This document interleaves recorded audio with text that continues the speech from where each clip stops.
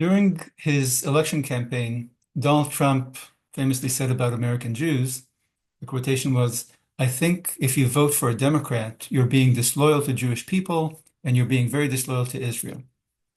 Now, Donald Trump is not the first Republican president frustrated by American Jews' rejection of him, despite his ardent support for Israel. Richard Nixon and George W. Bush were not as blunt as Donald Trump about it, but they too were stung by the dissonance between the gratitude and affection they felt from Israeli Jews and the tiny Orthodox Jewish community in America, and the cold shoulder they received from non-Orthodox American Jews. Um, Now, American Jews have long been one of the most reliable constituencies of the Democratic Party. Only African Americans surpass Jewish Americans in allegiance to the Democratic Party. This remains the case even though the GOP and Christian right have come to embrace Jews and Judaism and the State of Israel, and even though the Democratic Party and the progressive left have come to accommodate anti-Semitism in their ranks. Jewish support for Democratic presidential candidates has ranged from 60% to 90% since the 1920s, and standing on average at around 75%. This support remains steady, with Jews backing Barack Obama, Hillary Clinton, and Joe Biden at roughly 70 to 75%. Exit polls in the most recent election reveal similar Jewish support for Kamala Harris, with different polls ranging from 67 to 77%. And this is despite the fact that others in the Democratic coalition have shifted away from the party.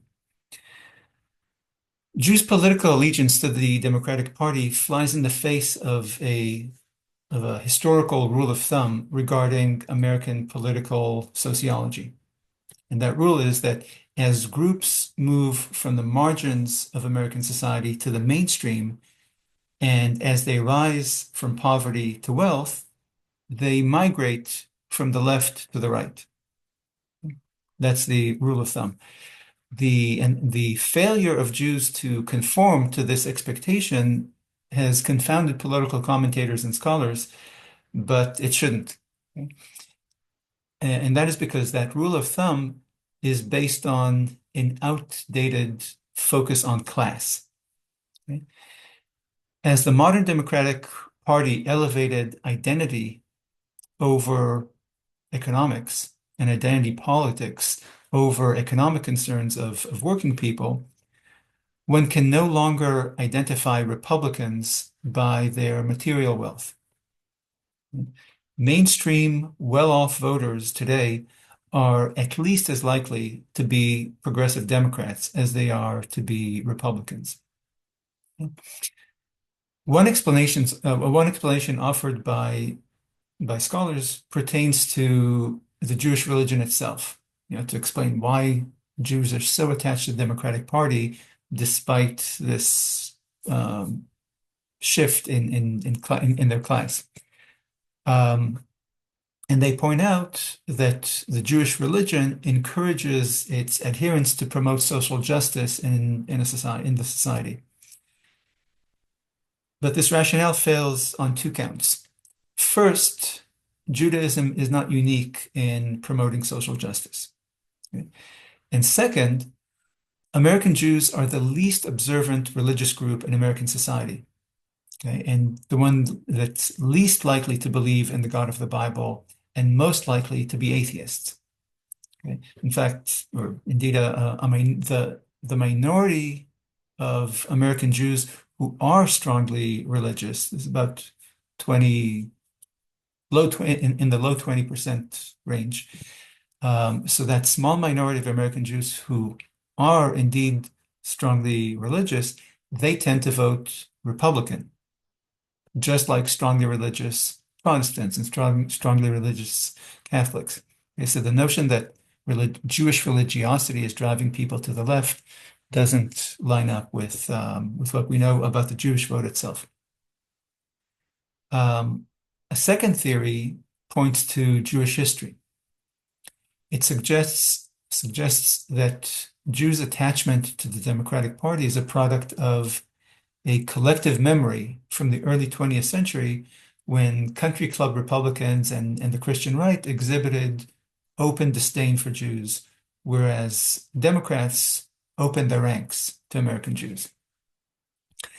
Now, what these kinds of explanations miss is the central feature of Jewish life in America, and that is an ongoing and intensifying assimilation into American society.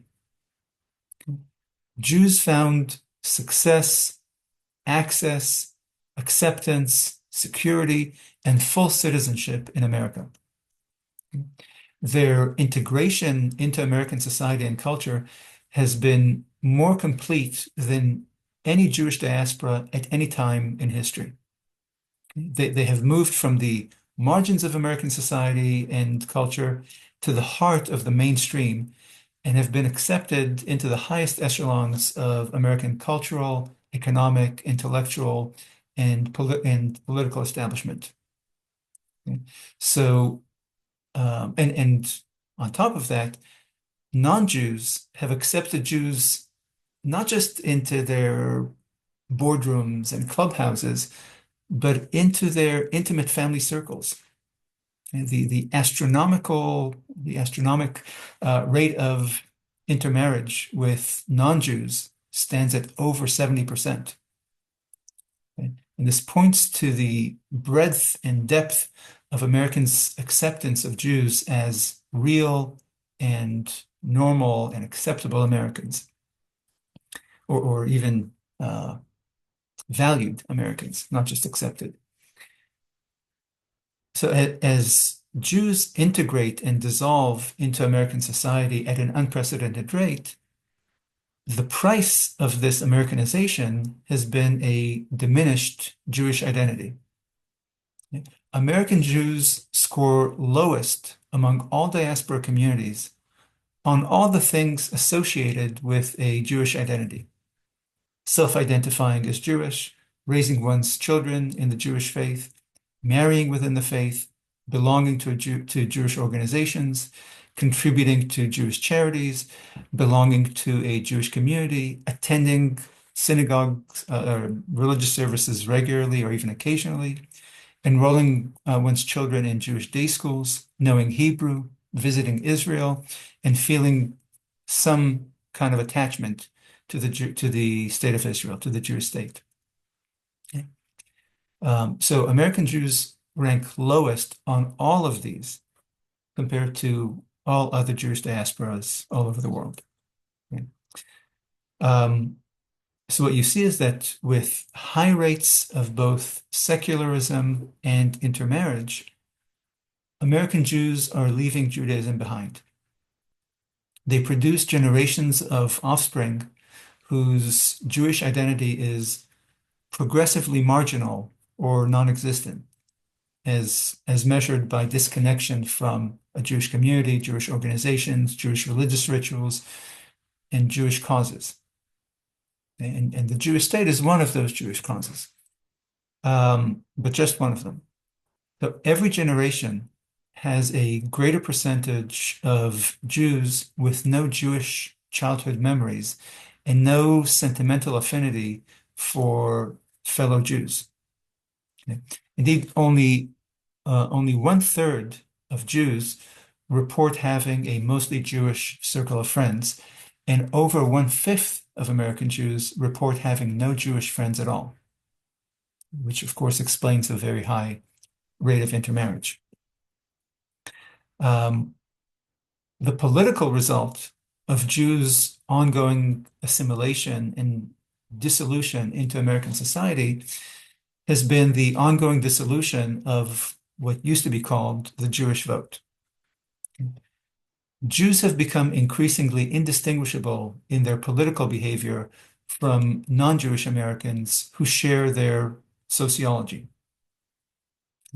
Non-Orthodox Jews poll and vote just like secular, educated, middle to upper class liberal Democrats who are not Jewish. There are no high priority public policy issues that political strategists can identify as Jewish issues. For example, the state of Israel is a high-ranking voting issue for only 10% of American Jews. More than 90% of American Jews rank the economy, healthcare, national security, and social justice as their top political priorities.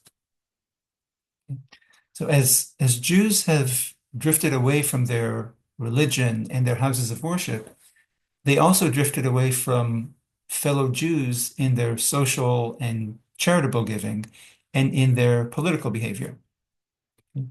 This means that there is no Jewish voting bloc.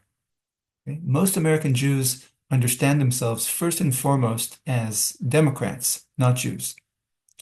And which means that their affinity group is not the Jewish nation or other Jews, but the Democratic Party and other Democrats.